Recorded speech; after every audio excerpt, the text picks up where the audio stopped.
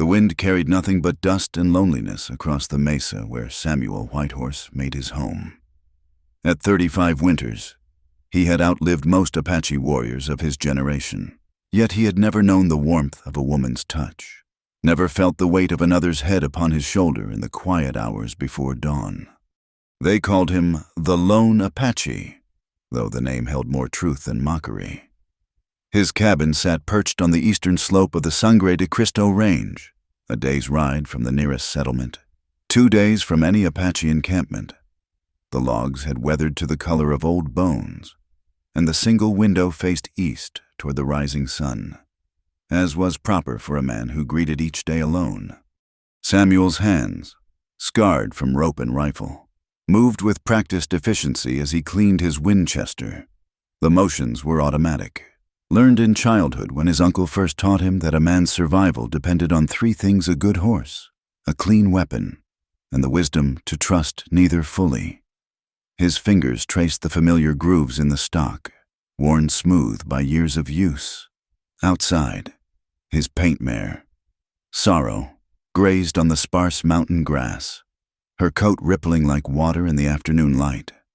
The cabin itself spoke of a life carved from necessity rather than comfort. A single room with a stone fireplace, a narrow cot pushed against the wall, shelves holding preserved meat and cornmeal. No photographs adorned the walls. No woman's touch softened the harsh angles. Only his mother's beaded medicine pouch hung from a peg near the door, the sole reminder that he had once belonged to something larger than himself. As evening approached, Samuel prepared his simple meal of venison and beans, the same meal he had eaten for more years than he cared to count. The meat was tough, seasoned only with salt and the wild sage that grew abundant on the mountainside. He ate standing by the window, watching the shadows lengthen across the valley below. In the distance, smoke rose from the chimneys of Fort Defiance, and he could imagine families gathering around their tables, children's laughter mixing with the clink of dishes. His jaw tightened at the thought. Family was a luxury he had never permitted himself, a sweetness that would surely turn bitter in his mouth. The reasons were carved as deep as the canyons that split the desert floor. At 20, he had watched his brother die slowly from a bullet that should have been his. At 25, his closest friend had been hanged for a crime they had both committed, while Samuel walked free. These debts could not be repaid with love or children or the gentle domesticity he witnessed from afar. The night sounds began their familiar chorus, coyotes calling from the ridgeline, an owl's hollow question, the whisper of wind through ponderosa pines. Samuel stepped outside, his moccasins silent on the packed earth. The stars emerged one by one, each a cold eye watching his solitude. He knew their patterns as well as he knew the lines on his own palms, had traced their movements through seasons of waiting for something he could not name. His mother's people believed that every person had a spirit twin somewhere in the world, that life was a journey toward that meeting. Samuel had buried that belief along with his mother when the fever took her 15 summers ago. Love was a weakness that men like him could not afford. He had seen it make fools of the strongest warriors, watched it turn hunters into farmers, fighters into philosophers. Better to remain whole in his aloneness than risk the shattering that came with opening one's heart. Still, on nights like this, when the wind carried the sound of music from the distant fort, when he could almost hear the rustle of calico and the soft murmur of couples dancing, something stirred in his chest like a trapped bird. He would press his fist against his breastbone, willing the feeling to subside. It always did, eventually, leaving only the familiar ache that had become as much a part of him as his own heartbeat. Samuel returned to the cabin as the moon rose, full and accusing. He removed his boots, checked the rifle one more time, and lay down fully clothed on the narrow cot. Sleep would come slowly, as it always did. In the darkness, he could hear sorrow shifting outside, could feel the weight of another empty night settling over him like a shroud. Tomorrow would be no different. He would rise before dawn, tend to his horse, check his trap lines, hunt if the signs were favorable. He would speak to no one save sorrow, hear no voice but his own and the wind's. This was the life he had chosen, or perhaps the life that had chosen him. The distinction had long since ceased to matter. In the last moments before sleep, Samuel allowed himself one small weakness. He imagined what it might be like to wake with someone beside him, to feel the warmth of another body in the cold mountain mornings. The thought was sharp as a blade, and he pushed it away with the practice of years. Some men were meant for solitude, he told himself. Some men were beyond the reach of love's redemption. The wind picked up outside, rattling the wooden shutters. Somewhere in the darkness, a screech owl called, a sound his grandmother had said foretold change coming. Samuel pulled the rough wool blanket higher and closed his eyes against the night, against the stars, against the persistent hollow feeling that threatened to consume him from within. Change was for other men, men who had not built their lives on the solid foundation of loneliness. He was the lone Apache, and that was enough. It had to be enough. The morning came wrapped in gray, the kind of colorless dawn that made the world seem suspended between night and day. Samuel stood at the edge of the cliff behind his cabin, watching the mist rise from the valley like the breath of sleeping giants. Below, the Rio Chama wound through the canyon, its waters low and sluggish after months without rain. The land was cracking, splitting like old leather left too long in the sun. He had made his choice young, before he truly understood what he was choosing. The words still echoed in his memory, spoken to old Joseph, the medicine man who had tried to counsel him after his brother's death. "I will walk alone," Samuel had said, his voice hard with grief and guilt. "No woman will weep for me. No child will carry my mistakes." The old man had shaken his head sadly, but Samuel had already turned away, already begun building the walls that would define his life. The drought had been hard on everyone. Even the hardy piñón pines showed stress, their needles more gray than green. Samuel had to ride farther each day to find game, had to dig deeper to find water for sorrow. The land was teaching its harsh lessons again, that nothing was permanent, that even the strongest could be worn down by time and lack. He thought of his brother Thomas often during these dry spells. Thomas, who had loved a Mexican girl from Santa Fe, who had spoken of marriage and children and building a life along the river. The bullet that ended those dreams had been meant for Samuel, payment for a card game that went wrong, for words spoken in anger and pride. Thomas had stepped between his brother and death without hesitation, had smiled even as the blood spread across his chest. "Live for both of us," he had whispered. But Samuel had chosen to live for neither. The sound of his own footsteps on the packed earth seemed unnaturally loud as he returned to the cabin. Inside, he noticed things that usually escaped his attention, the way the morning light exposed the emptiness of the space, the single tin plate and cup that were all he needed, the narrow cot that had never needed to be wider. A man could grow old in such emptiness and never notice the slow hollowing of his soul until nothing remained but habit and motion. Samuel's hands moved to the beaded medicine pouch, lifting it from its peg. The leather was soft with age, the beadwork still bright despite the years. His mother, Sarah Whitehorse, had made it for him when he reached manhood, had pressed it into his hands with words about finding his path, about the importance of love in completing a warrior's journey. She had not lived to see how thoroughly he had failed her hopes. The weekly ride to Fort Defiance for supplies was the only break in his solitude. Even then, Samuel spoke only what was necessary: prices, quantities, weather. The fort had grown over the years, attracting settlers, merchants, women in calico dresses who lowered their eyes when he passed. He had learned to move through the crowds like a ghost, touching no one, leaving no impression beyond the clink of coins on a counter. On one such trip, he had overheard two women talking near the general store. "That's him," one whispered. "The lone Apache. They say he's never touched a woman, never courted anyone." The other had laughed, not unkindly. "Perhaps he's waiting for someone special."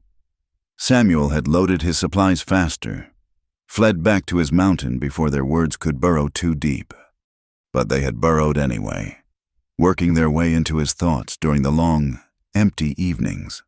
Waiting suggested hope, suggested that somewhere beyond the next ridge or in the next valley, someone existed who could crack the shell he had built.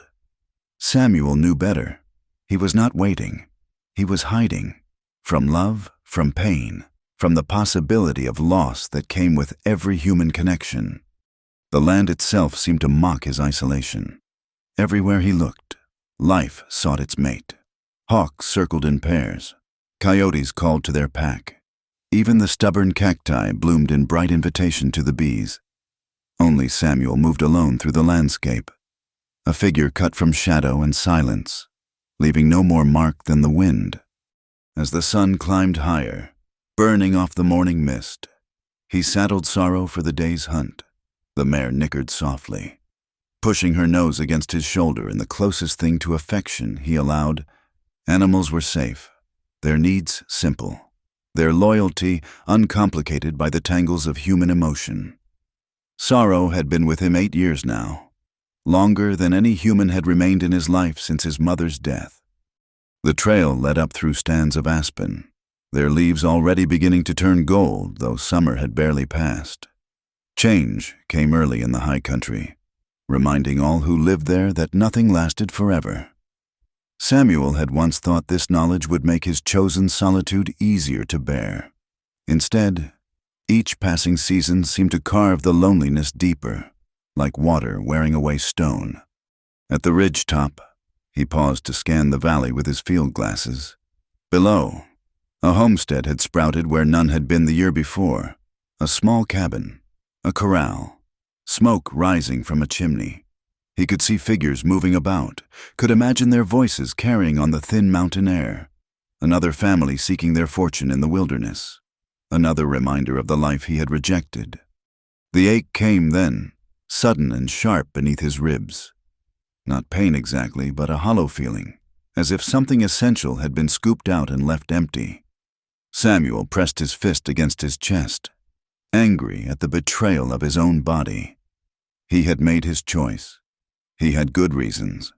The debt of blood he owed could never be repaid with happiness. Yet as he turned Sorrow away from the view of domestic life below, Samuel could not shake the image of smoke rising from that distant chimney, could not stop wondering what voices filled those rooms, what simple contentments were shared around that hearth.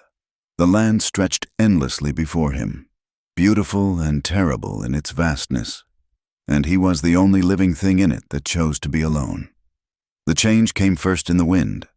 Samuel had lived long enough in the high country to read its moods like scripture. For 3 days, the air had been heavy, pressing down on the mesa with an almost physical weight.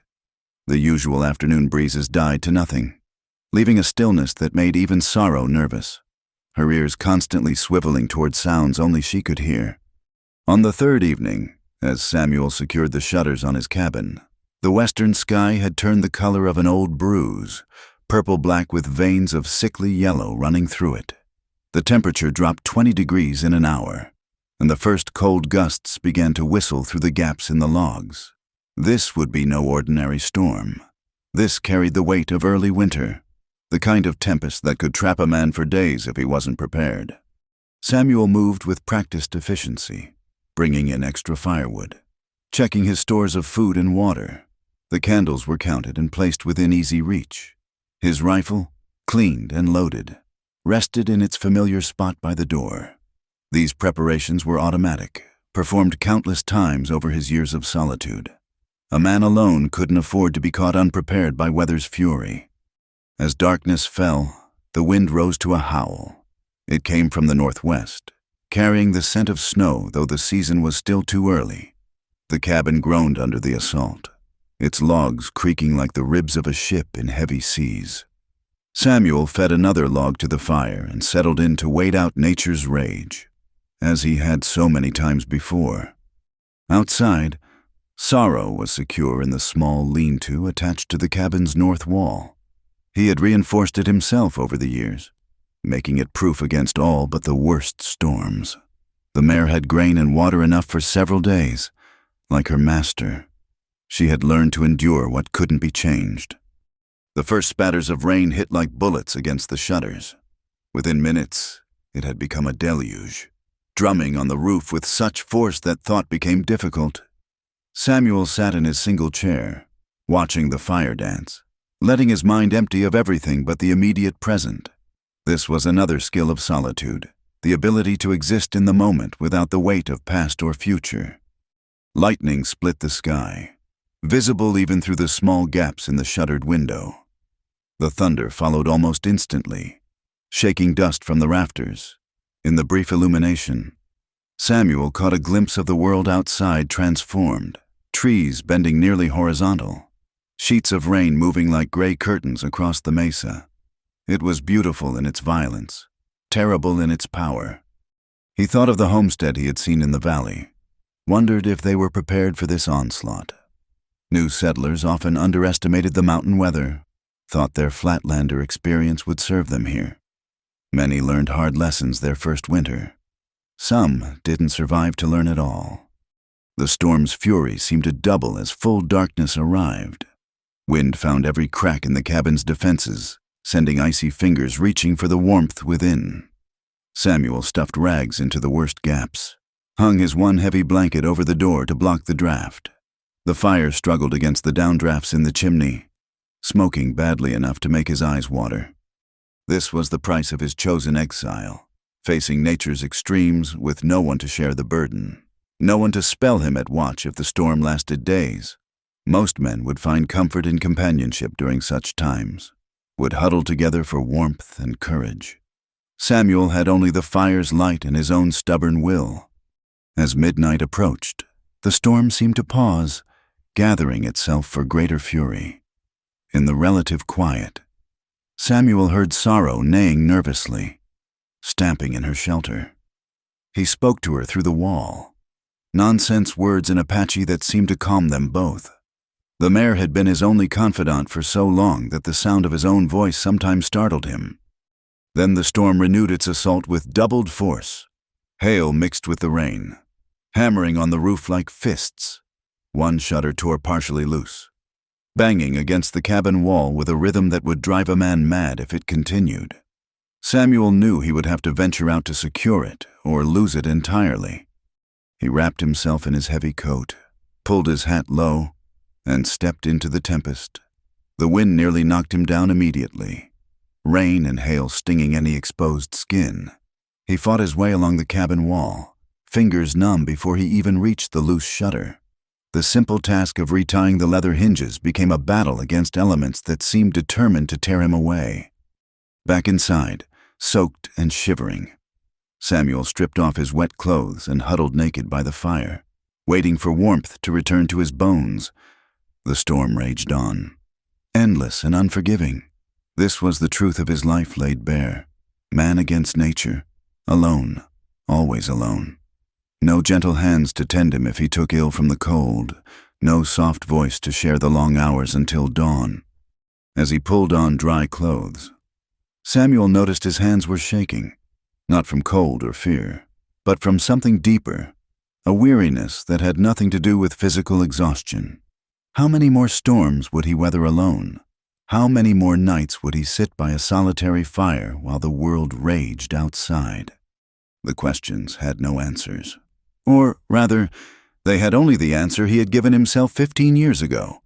This was his choice, his penance, his protection against the greater storms that love could bring. The wind screamed agreement or mockery. He could no longer tell the difference. Dawn was still hours away, and the storm showed no signs of weakening. Samuel fed the fire again, checked the rags stuffed in the cracks, and settled back in his chair. Outside, the world was reshaping itself under the storm's hand. Inside, a man sat alone with his choices, waiting for whatever morning would bring. The cabin had become an ark floating in a sea of wind and water. Its single occupant, both captain and crew, passenger and cargo. It would hold. Samuel had built it strong. He would endure. He had practice. But as the storm's fury shook the very mountains, something deep within him trembled too. Some foundation he had thought unshakable beginning. perhaps, to crack. The knock came during a lull in the storm's fury, so faint that Samuel first thought it was another loose board or broken branch hitting the cabin wall. He remained in his chair, eyes closed, letting the fire's warmth seep into his bones.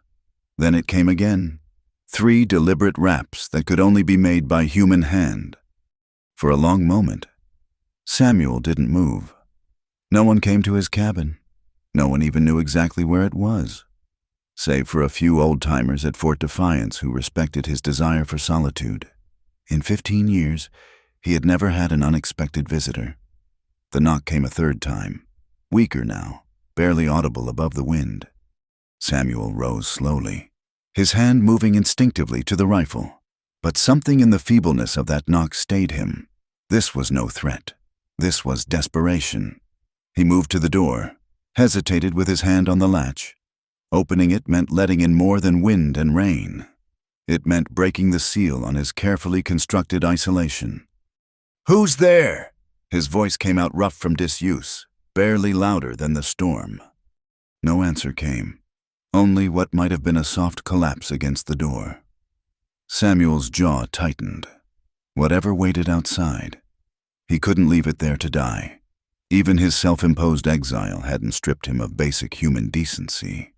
He lifted the latch and pulled the door open. The figure that tumbled inside was so sodden and mud-covered that it took him a moment to realize it was a woman.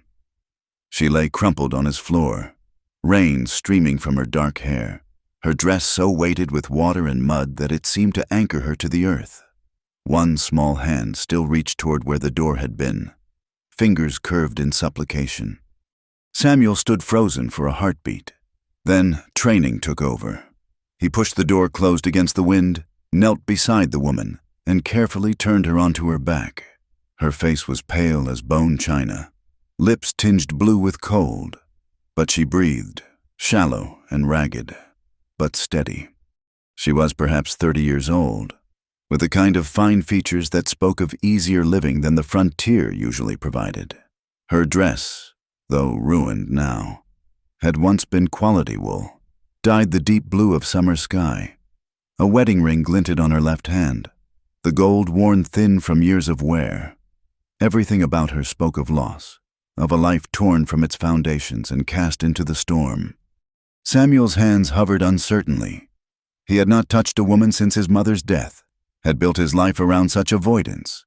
But necessity overruled hesitation. He gathered her up, surprised by how light she felt despite the waterlogged clothing, and carried her to the fire. The practical matters came first. She needed warmth, dry clothing, food if she could take it. But Samuel owned nothing suitable for a woman to wear. His hands shook slightly as he reached for his knife, then carefully cut away the outer layers of her sodden dress, leaving her chemise for modesty's sake. He wrapped her in his 2 blankets, built the fire higher, and placed his coat over her for extra warmth. As he worked, she stirred slightly, eyelids fluttering. "Please," she whispered, the word barely formed. "Please." "You're safe," Samuel heard himself say, the word strange on his tongue. When had he last offered comfort to another human being? Rest now. He busied himself heating water for tea, adding precious sugar from his meager supply. His movements felt clumsy, too large for such a delicate work. Everything in his cabin seemed suddenly crude and harsh.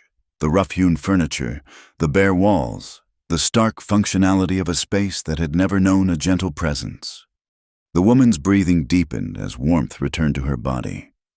Color crept back into her cheeks, though she remained unconscious. Samuel found himself studying her face in the firelight, noting the fine lines around her eyes that spoke of laughter, the calluses on her hands that said she knew work. This was no pampered Eastern lady playing at frontier life. This was someone who had lived, loved, lost. He settled back in his chair to wait, rifle across his knees more from habit than any sense of threat. The storm continued its assault on the cabin, but inside, the atmosphere had changed completely. The presence of another person, even unconscious, filled the space in ways he hadn't anticipated.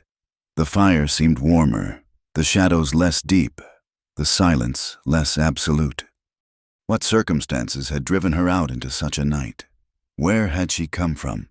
The nearest homestead was miles away, impossibly far to travel on foot in this weather. Yet here she was, collapsed on his doorstep like something out of the stories his grandmother used to tell, spirits taking human form to test a person's hospitality. Samuel shook off such fanciful thoughts. This was no spirit but a flesh-and-blood woman who had nearly died trying to reach shelter. His shelter. The irony wasn't lost on him. The man who had built his life on avoiding human connection now faced with someone whose life depended on his care. As the hours passed, he found himself oddly reluctant to wake her. Asleep. She posed no questions he couldn't answer, demanded no interaction he didn't know how to give. He could tend to her physical needs without engaging the parts of himself he had locked away. But eventually, she would wake. She would speak, would need more than just warmth and shelter. She would need human kindness, and Samuel wasn't sure he remembered how to provide it. The fire crackled, sending sparks up the chimney. Outside, the storm seemed to be finally weakening, though rain still drummed steadily on the roof. Samuel added another log to the fire, checked that the blanket still covered the woman adequately, then returned to his chair. He had opened his door to save a life. He hadn't considered that in doing so. He might have opened something within himself that had been sealed for 15 years. The woman slept on, unaware of the turmoil her presence had created in the ordered emptiness of his existence. And Samuel sat watching, a sentinel guarding against more than just the storm, wondering what the morning would bring to his carefully isolated world. The knock had been so faint, so easily ignored, but he had answered it. And in that simple act of mercy, everything had changed. The cabin felt different now, fuller, warmer, alive with possibility and dread in equal measure. Samuel pulled his chair closer to the fire, prepared for a long vigil, and tried not to think about what would happen when those eyes finally opened. She woke as dawn was breaking, the storm finally spent. Samuel saw consciousness return slowly, first a change in breathing, then fingers moving beneath the blankets. Finally, eyes opening to stare at the unfamiliar ceiling. He remained still in his chair, giving her time to orient herself, to remember whatever had driven her to his door. "Water," she whispered, her voice hoarse. Samuel rose carefully, filled a cup from the bucket by the door. He supported her head while she drank, noting how she trembled with the effort. Up close, he could see more clearly the marks of hardship, the weathered skin, the premature gray threading through dark hair, the kind of thinness that came from grief rather than poverty. "Thank you." She lay back against the folded coat he'd made into a pillow. Her eyes, brown as river stones, studied him with surprising directness. "I'm sorry to impose the storm." "Rest," Samuel said, the single word coming easier than a longer response. He returned to his chair, to the safe distance it provided.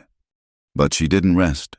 Instead, she spoke in stops and starts, as if the words had been dammed up and now must flow.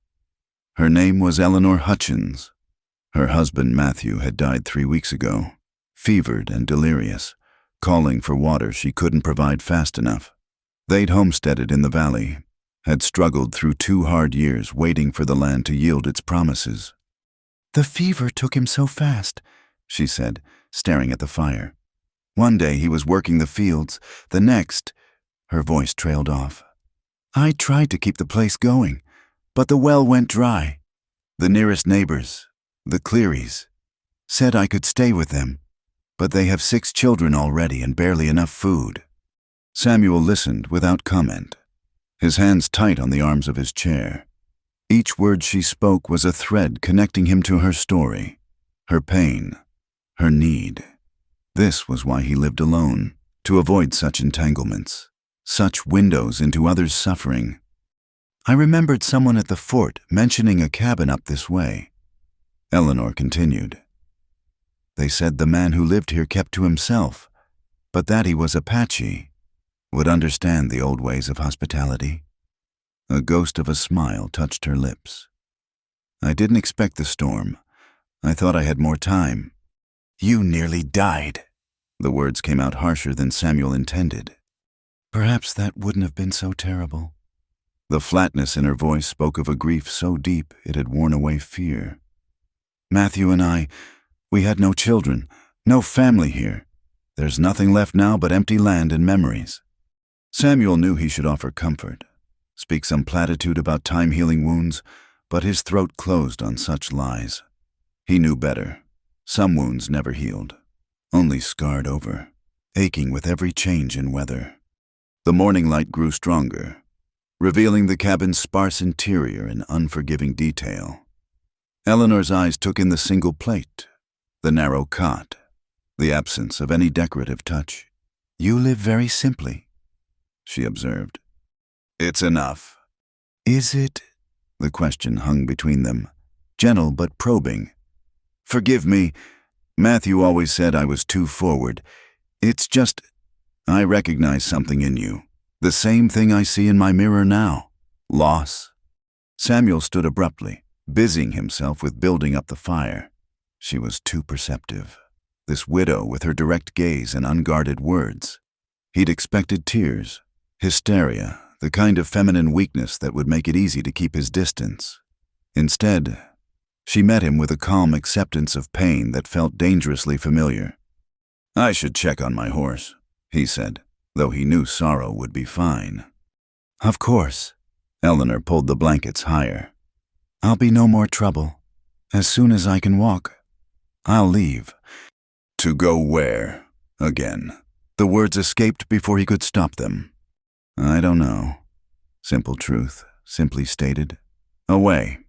Somewhere that doesn't echo with his voice. Samuel pulled on his still damp coat and escaped into the morning. The storm had washed the world clean, leaving crystal air and puddles that reflected the sky. Sorrow nickered a greeting, apparently none the worse for the night's violence. He fed her, checked her hooves, all the while aware of the stranger in his cabin. When he could delay no longer, he returned to find Eleanor sitting up, the blankets wrapped around her like a shawl. She'd managed to finger-comb her hair into some semblance of order. The simple gesture of feminine pride touched something in him he'd thought long dead. I need to ask, she said carefully. The wedding ring I saw on your hand yesterday, did I imagine it? Samuel looked down at his bare left hand, confused. He'd never worn a ring, never had cause to. Eleanor's cheeks colored slightly. I'm sorry. The fever. Sometimes I see things that aren't there. Matthew at the foot of the bed. My mother's face in clouds. She looked away. The mind plays tricks when grief is fresh.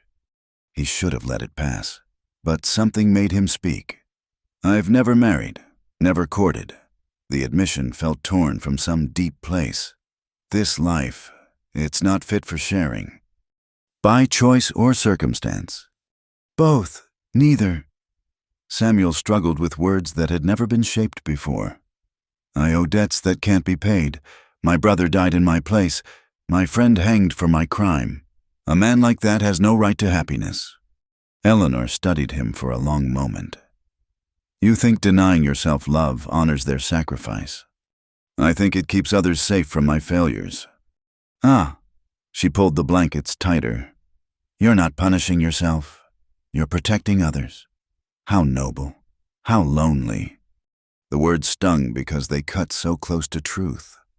Samuel turned away, began preparing a simple breakfast of cornmeal mush and dried meat. His hands moved mechanically while his mind raced. This woman saw too much, understood too well. She was dangerous in ways that had nothing to do with physical threat.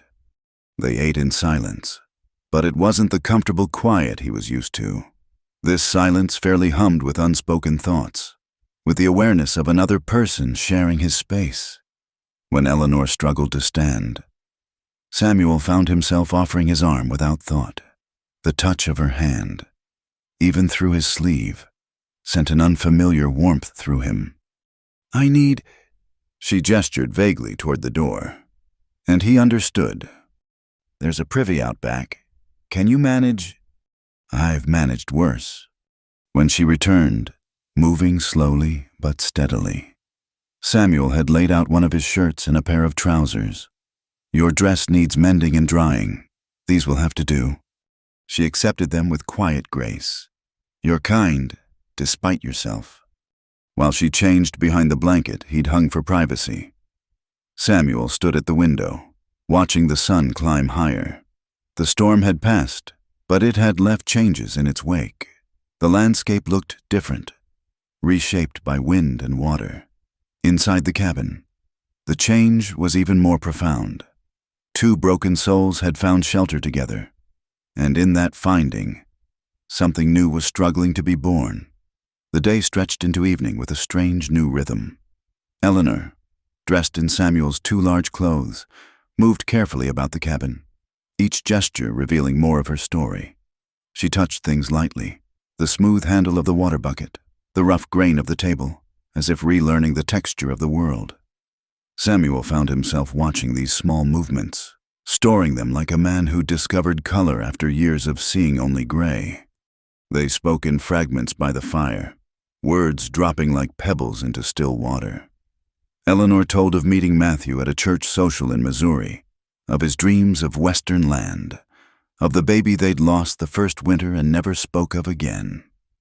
Samuel found himself sharing pieces too, his mother's gentle hands, the way Thomas had laughed at everything, even danger. Words he'd never spoken aloud emerged hesitantly, like creatures venturing from a dark cave. "We build such walls," Eleanor said softly, staring into the flames. "Matthew and I, after we lost the child, we loved each other, but we couldn't speak of the grief. It sat between us at every meal, lay between us every night. Now he's gone, and all those unspoken words are stones in my chest." Samuel knew about stones in the chest. His had been there so long he'd forgotten what it felt like to breathe freely. Speaking doesn't change what happened. "No, but silence doesn't honor it either." She turned those dark eyes on him. "You've been silent 15 years. Has it brought your brother back, given your friend freedom?" He had no answer. The truth was a bitter root he'd been chewing so long he'd forgotten any other taste. As darkness fell, an awkwardness settled over them. The single cot loomed like an accusation. Samuel quickly offered it to Eleanor, said he'd bed down by the fire. She accepted without false protest, understanding the boundaries that must be maintained. But sleep didn't come easily for either of them. Samuel lay on the hard floor, acutely aware of every breath she took, every shift of weight on the old cot. The cabin that had seemed too empty now felt too full, charged with possibility and fear in equal measure. He could hear her crying softly in the darkness, not the wild grief of fresh loss, but the quiet tears of someone learning to live with an absence. "I'm sorry," she whispered. "I'm keeping you awake." "No." He stared at the dying embers. "I rarely sleep well anyway. Bad dreams. Sometimes just silence." He heard her turn toward him in the darkness. "May I ask you something difficult?" Samuel tensed but nodded, forgetting she couldn't see the gesture. "Yes. Have you truly never known a woman's touch, never felt that connection?" The question should have offended him, but her tone held only gentle curiosity. "Never. I made my choice young, before I understood what I was choosing." "And now?" "Now it's too late. I'm 35, set in my ways. I wouldn't know how to be with someone." The admission burned his throat. "I've built my life on distance. I don't know how to bridge it." Eleanor was quiet for so long he thought she'd fallen asleep. "Then I was innocent when I married Matthew, frightened on our wedding night. He was patient, kind. He showed me that touch could be sacred, a kind of prayer without words." Her voice caught. "I miss that most of all. Not just the passion, but the comfort, the knowing and being known." Samuel's heart hammered against his ribs. This conversation had ventured into territory he'd spent half a lifetime avoiding. Yet he couldn't stop listening, couldn't stop the dangerous warmth spreading through his chest. "You must think me shameless," Eleanor continued, speaking of such things. "No, just honest." "It's easier to be honest in the dark. With a stranger, though you don't feel like a stranger. Somehow." The fire had died to mere coals, leaving the cabin in deep shadow. Samuel could barely make out Eleanor's form on the cot, but he felt her presence like heat from a forge. Every nerve in his body seemed suddenly aware, awakened from long slumber. "I should let you sleep," she said finally. But neither slept. They lay in their separate spaces, divided by mere feet that might as well have been miles. The night deepened around them, and with it came a tension that had nothing to do with fear or propriety.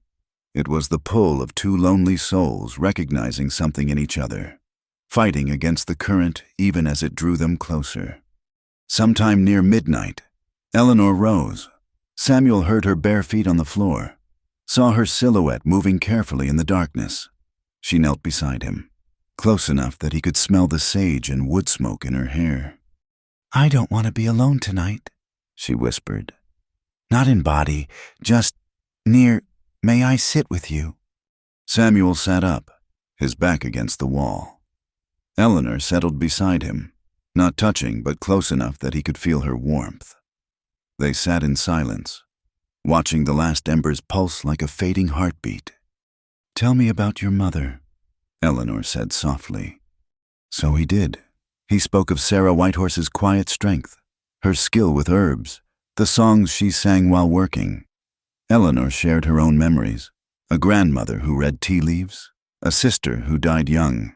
They traded stories like gifts, each one closing the distance between them by degrees. As dawn approached, exhaustion finally claimed them. Eleanor's head drooped, came to rest against Samuel's shoulder. He froze at the contact, then slowly, carefully, allowed himself to accept the weight. She sighed and settled closer, her breathing evening into sleep. Samuel remained awake, afraid to move, afraid to breathe too deeply. The trust in her gesture overwhelmed him. When had anyone last rested against him? When had he last offered shelter, not just to a body, but to a spirit? The new day crept across the mountains, painting the peaks gold and rose. Inside the cabin, two damaged people had found a moment's peace in shared warmth. It wasn't passion that had drawn them together, not yet, but something deeper. Recognition, understanding. The first crack in walls built over years of careful isolation.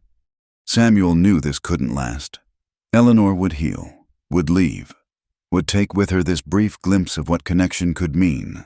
But for now, in the gentle light of dawn, he allowed himself to exist in this moment. Her weight against his shoulder, her quiet breathing, the simple human comfort of not being alone. These were gifts he hadn't earned but couldn't refuse. The storm had passed, but it had left them both forever changed.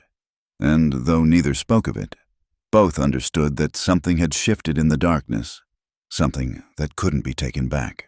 The lone Apache was alone no longer, if only for these fleeting hours, and that knowledge was both blessing and curse, both healing and a new kind of wound. The morning broke clear and sharp, the kind of day that made the world seem newly made. Samuel woke to find Eleanor already up, standing by the window in his borrowed clothes, watching the sun paint the valley gold. Her hair caught the light, showing threads of copper he hadn't noticed before. When she turned to him, her face held a calmness that hadn't been there the day before. "I should go today," she said simply. The words hit Samuel like cold water. He'd known this moment would come, had been bracing for it, but still felt unprepared. "Your dress isn't fully dry, and you're still weak from the storm."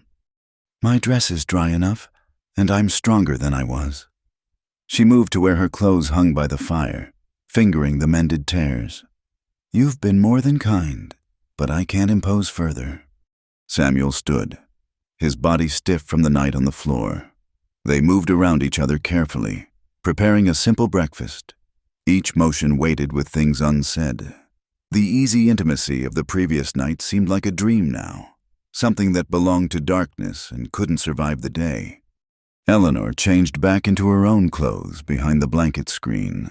When she emerged, she was fully the widow again. Proper, distant, already half gone. She folded his borrowed garments with careful hands, placed them on the cot. "Where will you go?" Samuel asked, though he'd asked before. "Fort Defiance first, then perhaps back east. I have a cousin in St. Louis who might take me in." She paused in her preparations. "What we shared last night, the talking, the closeness, I want you to know it meant something. I haven't felt human since Matthew died. You gave me that gift." Samuel's throat constricted. He wanted to tell her she'd given him the same gift, that the hours beside her had been the first in 15 years when loneliness hadn't gnawed at his bones. But the words tangled on his tongue, trapped behind years of practiced silence. They stepped outside together. The world sparkled with residual rain, every surface gleaming. Eleanor breathed deeply, as if storing the mountain air for the journey ahead. Samuel found himself memorizing her profile, the way she stood with her face tilted toward the sun. "I'll saddle Sorrow. She can carry you to the fort." "I can walk. It's not so far." "It's a day's walk, half that on horseback." He was already moving toward the lean-to, grateful for action. "I'll come for her tomorrow." Eleanor followed, watched as he prepared the mare. "You trust me with your horse?" "Sorrow's a good judge of character." The mare, as if understanding, nuzzled Eleanor's shoulder gently. The woman's eyes filled with tears. She quickly blinked away. Every small kindness seemed to break her composure more than harshness would have. When all was ready, an awkward silence fell. Eleanor stood beside Sorrow, one hand on the saddle, clearly struggling with words. Samuel waited, his own chest tight with emotions he couldn't name. "I need to tell you something," she said finally. "About last night, about what I realized sitting beside you in the dark." Samuel braced himself, unsure what revelation was coming. "You think you're protecting others by staying alone, but you're wrong." She met his eyes directly. "Connection isn't dangerous because it might bring pain. It's dangerous because it might bring joy. And you're not afraid of suffering. You've been doing that for 15 years. You're afraid of healing." The truth of it rang like a bell in the morning air. Samuel stood speechless as Eleanor continued. "Matthew and I had 7 years together. 7 years of love and loss and ordinary days that I'd give anything to have back. But if someone had told me on our wedding day that I'd lose him so soon, would I have chosen differently?" She shook her head. "Not for all the safety in the world." She stepped closer, raised one hand to touch his face. Samuel flinched but didn't pull away. Her fingers were warm against his cheek, gentle as rain. "You've never known a woman's touch," she said softly. "So let this be my gift. One moment of connection to carry with you. To remember that you're human, that you're worthy of more than exile." She rose on her toes and kissed him. Not passionate, not demanding, just a soft press of lips that lasted a heartbeat. Maybe two, but in that brief contact, Samuel felt walls inside him crumble like sand. His hands came up of their own accord, grasping her shoulders, holding her steady or holding himself. He couldn't tell which. When she pulled back, her eyes were bright with unshed tears. "Thank you, for the shelter, for the humanity, for reminding me I can still feel something besides grief." She mounted Sorrow before he could respond, settling into the saddle with practiced ease. The morning sun backlit her, turning her into something mythical, a spirit of the mountains, perhaps, or just a woman who'd blown through his life like a storm and left everything changed. Eleanor. Her name felt strange on his lips, precious as water in drought. She looked down at him, waiting. "Be well," he managed. "Be happy if you can. You too, Samuel Whitehorse, you too." She clicked her tongue, and sorrow began the descent toward the valley. Samuel stood watching until horse and rider disappeared beyond the ridge, until the sound of hooves faded to nothing. Then he stood a while longer, hand raised to his lips where the warmth of her kiss lingered. The cabin, when he finally returned to it, seemed to echo with absence. Her presence had filled it so briefly, but the emptiness she left behind was vast. Samuel moved through the familiar space, noting all the small changes, the way she'd folded the blanket, the cup she'd used still sitting by the water bucket, the faint scent of her hair on the coat that had been her pillow. He sat in his chair, stared at the cold fireplace, and for the first time in 15 years, allowed himself to fully feel the weight of his choice. Eleanor had been right. He wasn't afraid of pain. Pain had been his constant companion. He was afraid of its opposite, afraid of what joy might demand of him, what changes it might bring. The day passed in a haze.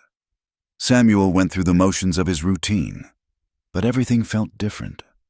The silence that had once comforted now seemed to accuse. The solitude that had protected now imprisoned. He'd been given a glimpse of another way of being, and the vision wouldn't fade. As evening fell, he stood once more at the cliff's edge, looking down at the valley where lights were beginning to twinkle from scattered homesteads. Somewhere beyond those lights, Eleanor was riding toward a new life. He wished her well with every fiber of his being, even as he mourned the brief, bright thing that had sparked between them. Tomorrow he would retrieve sorrow. Tomorrow he would return to his chosen exile. But tonight, he allowed himself to remember the weight of her head on his shoulder, the sound of her breathing in the darkness, the gift of her kiss. These memories would be his companions now, more faithful than silence, more honest than isolation. The stars emerged one by one, the same stars that had watched his loneliness for so many years. But tonight they seemed to shine differently, as if they too had been changed by the storm's passing. And Samuel Whitehorse, the lone Apache who had reached 35 without knowing a woman's touch, stood beneath them transformed, still alone, but no longer untouched by grace. The weeks turned to months, and the mountains cycled through their seasons. Samuel retrieved sorrow from Fort Defiance the day after Eleanor left, learning from the stable hand that she'd boarded the eastbound stage that morning. He'd stood in the dusty street for a long moment, looking down the road she'd taken, before mounting his horse and returning to his mountain. But the man who returned was not the same one who'd left. The cabin felt different now, not empty but expectant, as if waiting for something to fill it properly. Samuel found himself setting out 2 cups at meals before catching himself. He'd wake in the night, certain he'd heard knocking at the door, only to find the wind playing tricks. The changes came slowly, like spring melt. First, he began talking to sorrow more, whole conversations instead of mere commands. Then he found himself humming his mother's songs while working, melodies he'd buried with her. He even ventured to the fort more often, nodding to people, occasionally responding to greetings with more than silence. One day, while hunting high in the aspens, he came upon a young Apache woman gathering herbs. In the past, he would have melted back into the forest, avoiding contact. Instead, he helped her reach some medicinal roots growing on a steep slope. She thanked him in their shared language, and he surprised himself by asking after her family, learning her grandmother was ill. The next week, he left a bundle of rare healing herbs at the path where he'd met her, payment for nothing except the reminder that kindness could still flow through him. The memory of Eleanor's kiss had awakened something that couldn't be put back to sleep. Not desire, exactly, though that was part of it. More like a thawing, as if his heart had been frozen and was now remembering how to beat properly. He'd catch himself studying the play of light on water, the way clouds gathered at sunset, small beauties he'd walked past blindly for years. Winter came hard that year, sealing the mountain passes early. Samuel prepared as always. But this time he found himself making small improvements to the cabin, thinking a proper floor instead of packed earth, a real glass window to let in more light. He carved in the evenings now, shaping wood into useful things, spoons, bowls, even a second chair that sat empty by the fire. On the coldest night of January, he sat writing by candlelight. The letters came slowly, his unpracticed hand struggling with words that had lived too long in his head. Mrs. Hutchins, I hope this finds you well in St. Louis. I wanted you to know that sorrow asks after you. Horses remember kindness, as do men, though they may be slower to admit it. The storm that brought you to my door brought more than rain. It brought understanding that some walls are meant to fall. I am learning, slowly, to live with fewer of them. Your words that morning stay with me. Perhaps healing is the greatest courage after all. S.W. He never sent it, but writing it, shaping his feelings into words, felt like its own kind of prayer. Spring arrived with violent beauty, the mountains exploding with wildflowers. Samuel stood on his familiar cliff edge, but now he saw it differently, not as a fortress, but as a vantage point. The valley below bustled with new growth, new families arriving to try their luck on the land. He watched them with something approaching benevolence, no longer seeing their presence as an intrusion but as proof of life's stubborn insistence on continuing. He'd started visiting his brother's grave again, a place he'd avoided for years. The wooden marker had weathered away, so he carved a new one, adding words he couldn't have written before: Thomas Whitehorse, beloved brother. His love lives on. Sitting by the grave, he talked to Thomas as he once had, sharing the story of the widow in the storm, how she'd helped him understand that isolation wasn't honor but fear. The Apache band he'd been born to passed through in early summer, and for the first time in 15 years, Samuel joined them for an evening meal. His aunt, now gray and bent with age, wept to see him. You look alive again, she said simply. He couldn't explain the change, only nodded and accepted her embrace. By autumn, the transformation was complete. Though Samuel himself might not have recognized it, he was still a man who lived alone, still quiet and careful with his words. But the quality of his solitude had changed. It was no longer a prison, but a choice, one he could alter if he wished. He'd learned the difference between being alone and being lonely, between solitude and isolation. On a golden afternoon in September, exactly 1 year after the storm, Samuel stood where he'd watched Eleanor disappear. The aspen leaves shook like coins in the breeze, and the air held that crystalline quality that comes before the first snow. He raised his face to the sky and spoke to the wind, knowing it would carry his words wherever they needed to go. Thank you. 2 words, but they held everything. Gratitude for the storm that brought her, for the kiss that woke him, for the pain of parting that proved he could still feel. Most of all, gratitude for the lesson she'd taught that even the briefest connection could change a life forever. He turned back to his cabin, to sorrow waiting patiently, to the life he'd built and was still building. The lone Apache was still alone, but he was no longer unreachable. His heart, scarred but beating, remained open to possibility, and sometimes, on very quiet nights, he could still feel the ghost of her lips against his, still hear her voice saying his name, still remember what it felt like to shelter another soul from the storm.